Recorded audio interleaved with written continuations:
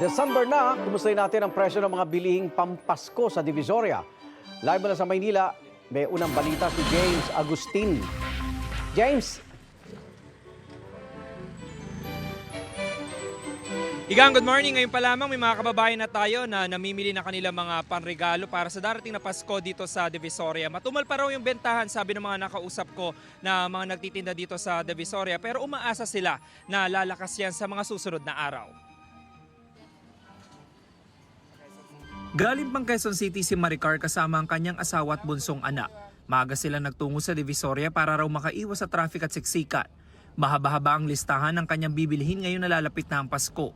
Kasi po may pasok pa po ako sa trabaho mamayang 12. Tsaka dito po kasi marami kami mapapagpilian po. Dito daw po kasi mura. Ano mga hanap po natin? Mga damit po tsaka pang regalo po. Pang exchange gift po. Murang-mura mabibili ang iba't ibang klase ng laruang pambata na 25 pesos ang kada isa. May mga kotse, truck, laruang baril, board games, manika at kitchen set. May mga bag na pambata na 90 pesos hanggang 150 pesos depende sa klase. May mga stuffed toys din na 75 pesos hanggang 350 pesos depende sa laki. Habang ang mga damit pambata ay 150 pesos. Medyo matumal pa. Iwan ko lang itong susunod na linggo kung medyo kalakasan pa. Kung may mga pera mga tao, gano'n. Hinihiling ko lang yung mabiling paninda namin. Maubos. Hindi mawawala syempre sa listahan ng mga duster at terno na 100 pesos. Habang yung mga damit pantulog ay 150 pesos hanggang 250 pesos. Mayroon ding shorts na panlalaki na 180 pesos, habang ang pantalon ay 350 pesos. Sana ngayong December, kikita na yung mga bebenta sana. Kasi talagang matumal dati. Yung mga pantulog ng mga bata, yun. Tsaka yung mga terno, duster, parehas pa rin.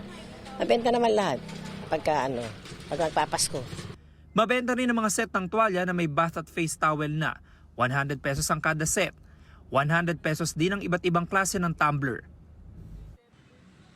Samantala, Igan, sa dami na mapagpipilian dito sa Divisoria, ang pinakamagandang diskarte talaga para sa mga kababayan natin na magtutungo rito ay meron na po kayong listahan ng inyong mga bibilhin at re-regaluhan. At syempre, huwag niyong kakalimutan yung inyong mga budget at pwede pa kayong tumawad kapag marami kayong bibilhin na mga panregalo dito sa Divisoria. Muna ilitas mula dito sa Maynila, ako po si James Agustin para sa GMA Integrated News. Igan, mauna ka sa mga balita, mag-subscribe na sa GMA Integrated News sa YouTube para sa iba't ibang ulat sa ating bansa.